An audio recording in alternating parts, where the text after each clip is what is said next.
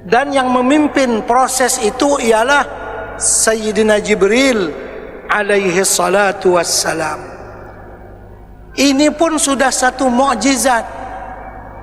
Mana ada di dunia sekarang ini dengan kecanggihan alat yang ada, orang imbah dioperasi langsung dibawa terbang, bisa? Gak ada. Terbangnya pula tidak pakai sabuk pengaman, tidak pakai helmet. Bagaimana bisa?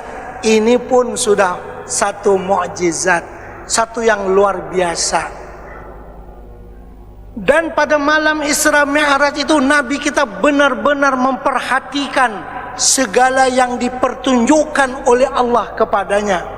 Dalam surah Wan Najmi Allah berfirman, "Ma zaghal basaru wa ma tagha laqad ra'a min ayati rabbihil kubra." Penglihatan Nabi sedikit pun tidak meleset, tepat. Padahal pada waktu malam, dan malam itu malam 27, bukan malam 14 terang. Malam 27 kan gelap, kalau malam 14 kan terang begitu. Namun Nabi kita dapat melihat segala sesuatunya dengan terang, dan dapat pula memberitakannya kepada orang lain. Ini pun satu mukjizat lagi dari kehebatan Nabi kita pada malam itu. Artinya penglihatan yang tajam dan tepat.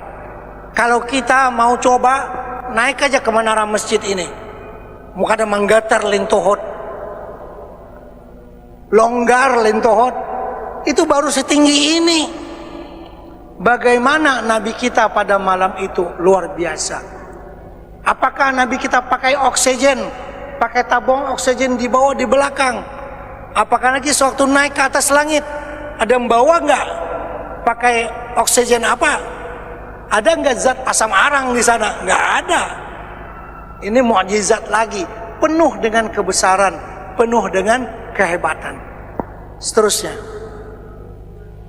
Wa fi riwayatin furija saqfu baiti fanazala Jibril fashaqqa min sughrati nahrihi ila asfali batnihi summa qala Jibrilu li Mikail i'tini bitastin min ma'i zamzam kayma utahhira qalbahu wa ashraha sadrahu fastakhraja qalbahu faghasalahu salasa marratin wa naza'a ma kana bihi min adza wa ikhtalafa ilaihi Mikailu bisalasi tosatin min ma'i zamzam.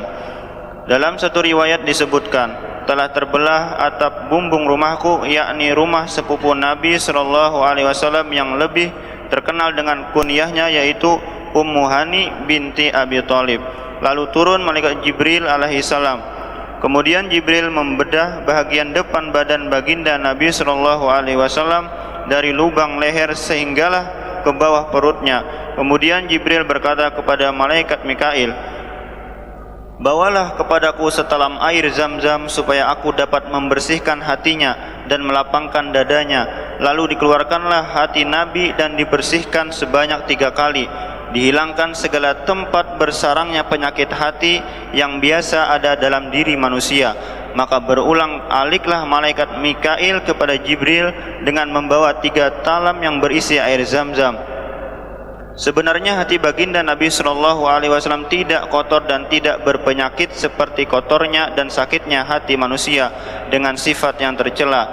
Pembersihan itu adalah hanya untuk menambahkan lagi bersih hati baginda SAW yang senantiasa bersinar, dan juga sebagai ingatan kepada kita umat baginda agar senantiasa berusaha membersihkan hati dari sifat-sifat tercela dan menghiaskannya dengan sifat-sifat terpuji.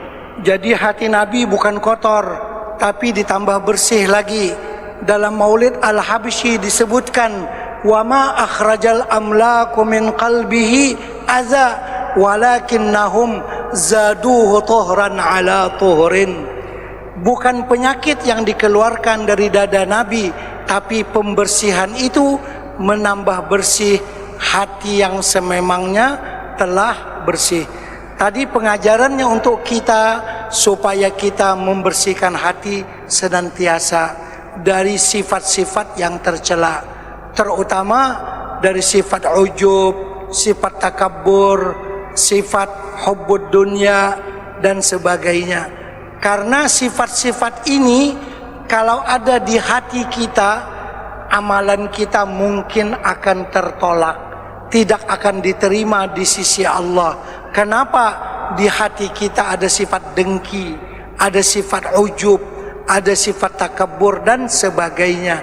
Jadi penyakit hati perlu dibuang daripada hati kita, perlu kita cuci hati kita dengan istighfar, meminta ampun kepada Allah dan belajar bagaimana teknik penyucian hati.